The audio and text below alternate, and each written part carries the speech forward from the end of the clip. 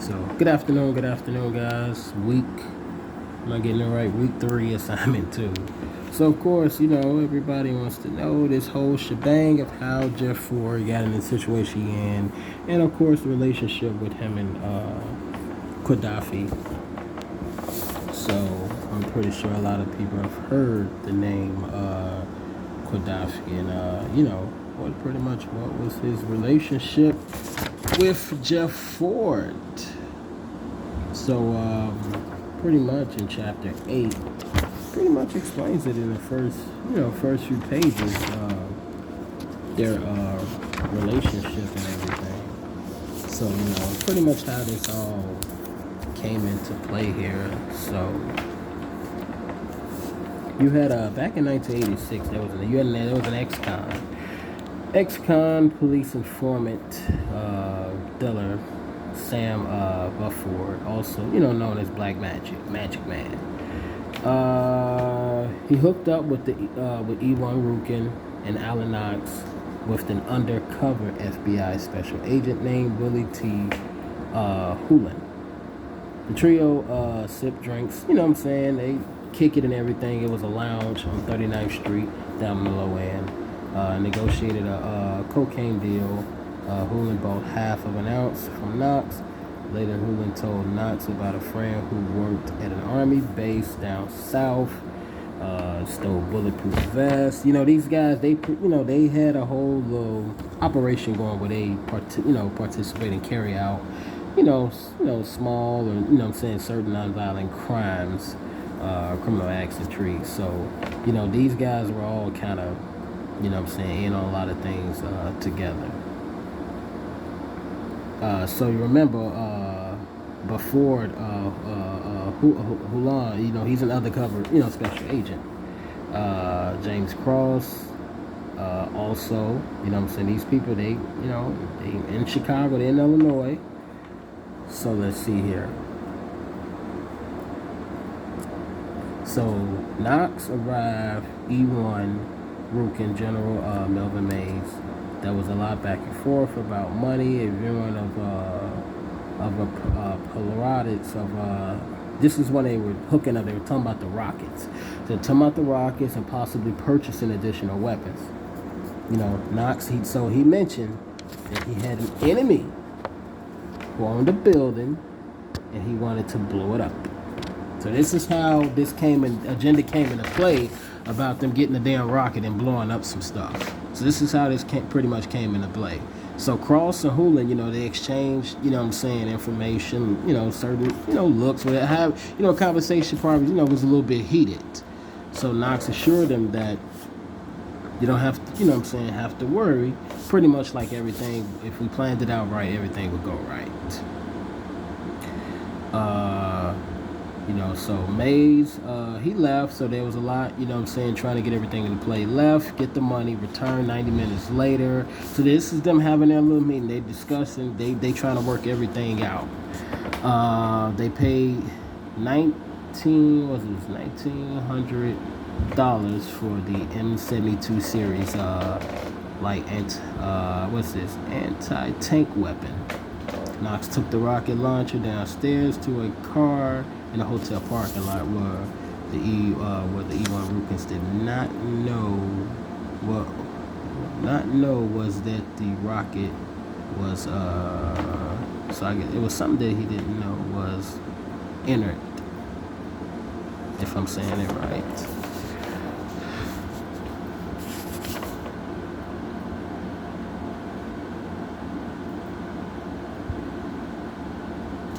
Several days later, police. So, okay, so now, here we go. So, another one of E1 Rukin associate put the weapon in the trunk of the car and drove it to an apartment building in Woodlawn. So, this is Woodlawn area where Jeff Ford and be at. Known as, Hunt for the African Hunt. So, several days later, 12 end up raiding the building. And, the episode of the E1 Rukin. This is where it all pretty much begins, all down here. So, busted, got the stuff. Now it's pretty much planning, what were you guys going to do with it? So now this is how all of them, so this is how Mays, this is how Knox, this is how Rukin. So remember, this is how they all got caught up and tied up, with the Fed. So remember, the one Knox, So remember that Houlihan and Willie T. Houlihan and before, he was an informant. So before was already working with the undercover special agent James Cross and before. So these were the two undercover agents the whole entire time while they were doing their whole drug operation, while they were doing everything. So, but this came off of the dealer, Sam Buffer. So, which is related to Holland, but yeah, I would assume these, because Willie T. So yeah, there's a relationship going on here. It's a relationship going on here because these two, they actually have the same last name, guys. So that may be, well, what a good, connection that was right there. So pretty much able for him to blend in, he had a street name, he had a name he built for himself, Black Magic, Magic Man. That's pretty much what they called him. So, but the other two, they were undercover federal agents. So that's how that came about. That's exactly how that came about. So then when you fast forward from there, going all the way down as the case began to build, a year later of 1987, Alan Knox, Melon Mays. So there's some other people in the play in this, Rico, Leon McAnderson. So all of them, Tremel Davis. So they all, had their, they had their role. So this is pretty much coming to play of how Jeff Ford and E. Wilkins got on the wiretaps. So this was a plot. So this was perfect play for the feds to actually take down the Black P. Star Rangers. This is a way of them using leverage in order to take it down. So what E1 Rukin, what they had to do, what Gaddafi and them all, what they had to get Jeff Ford on wiretaps. We cannot charge him with racketeering, conspiracy, or a domestic terrorism or terrorism act. I mean, how we gonna? Because he ain't the one that got caught with the stuff. You guys did. So now, as a deal to be made here, we want Jeff Ford in exchange. So now that was the undercut deal. But the deal that you're gonna go in is that they have probably this government, Liberia, so $2.5 million and blah blah blah. So that was what needed to be on wiretap. Now come on, everybody's seen Chicago PD. You've seen the good TV shows. You see how they carry out stuff when they go undercover and this and that. Just like Power. You look at Power, like of course they tried to use the situation with Tommy Egan, the guy Joseph who played Tommy Egan. Pretty much it was any plot or any way for them to try to convince or try to figure out if James St. Patrick was Ghost. That's what they could not figure out. They could not really tie together the dots if James St. Patrick was Ghost, and if that's the case, then Ghost had owned this club, and Ghost actually ran the biggest narcotics operation in New York. So the federal, prosecution, they could not figure that out in the TV show, the Power series. They couldn't figure it out. I mean, sooner or later, of course, he figured it out because he was screwing the girl Angela. But if you want to relate that to this same scenario here, it's somewhat fine. Only thing, Angela, she didn't get him on any wiretaps or nothing like that.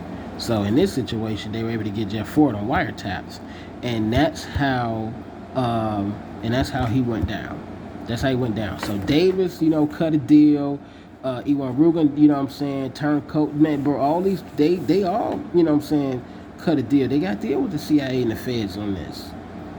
And this was all for them to pretty much take control. Now, I would really like to know Louis Farrakhan's bigger role in this, especially with the Nation of Islam. So Nation of Islam is supposed to have some sort of they have a sort of connection with the Black P Stone Rangers, especially back in this day.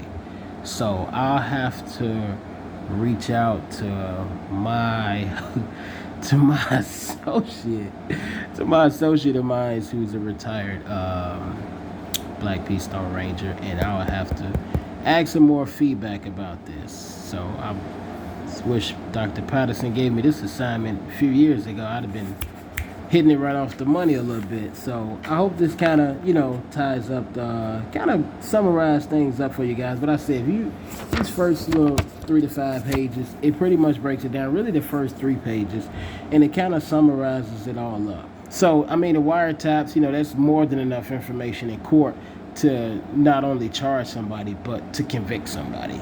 So, and that's what ended up happening. So, Jeff Ford ended up being convicted of those crimes, and he received, so he had already had, like, I think, about 60 or 70 some years. Then they added an additional time with, the stamp on it. So you got the racketeering conspiracy, and then you got the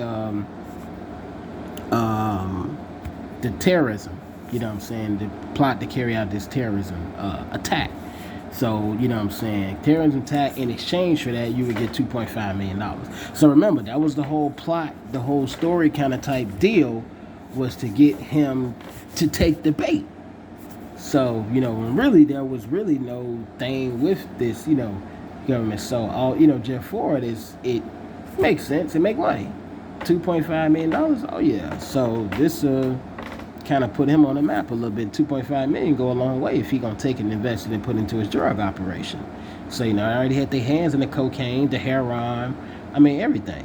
And not only that, let's not get it twisted. The Black P Stone Rangers, remember I told you, a lot of established businesses throughout the Woodlawn area. Some of them still do, and they're especially down 55th, Motown is what that ended up eventually. That area became common known to as well.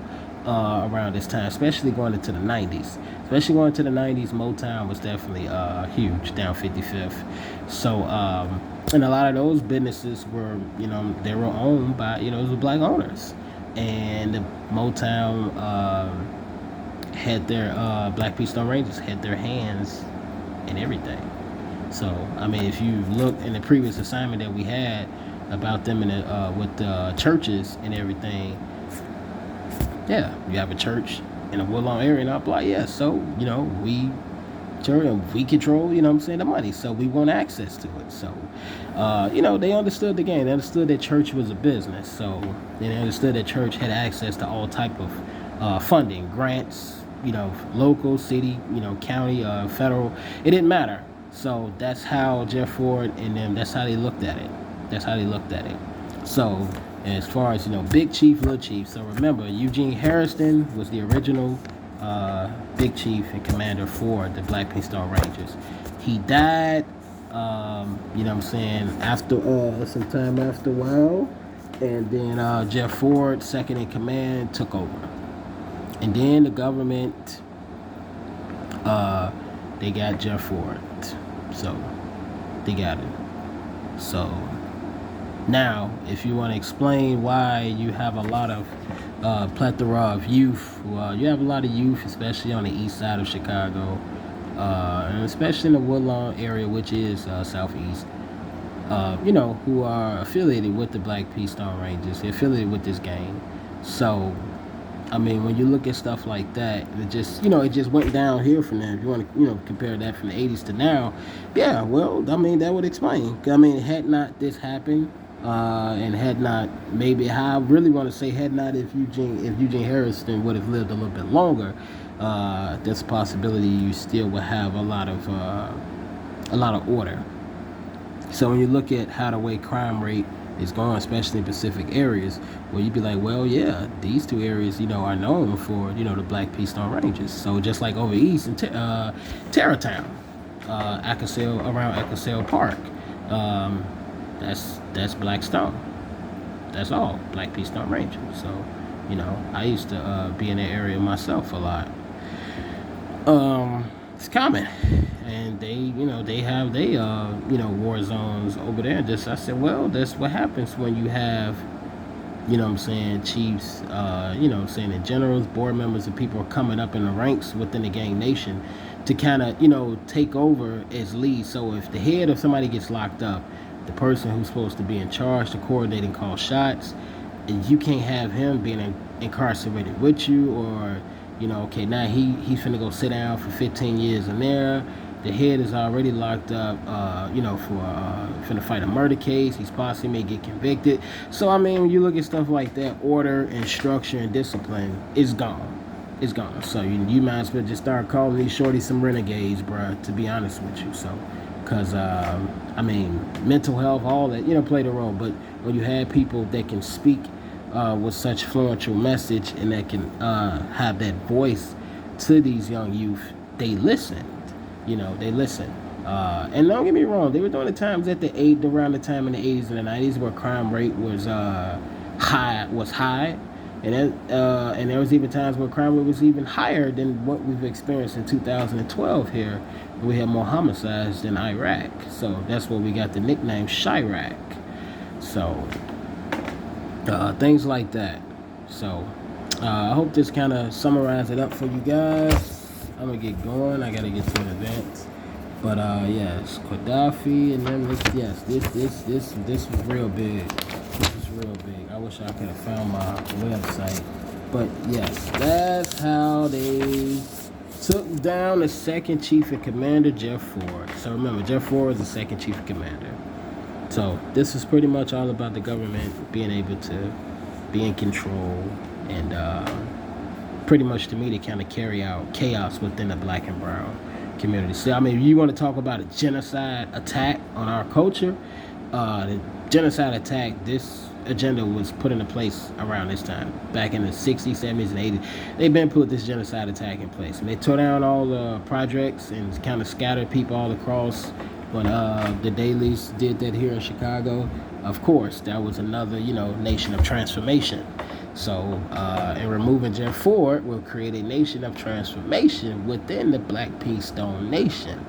So, genocide attack happens on different levels, and it's no secret. It's no secret. Former President Franklin D. Roosevelt had a quote that I remember. Anything in politics is not by an accident.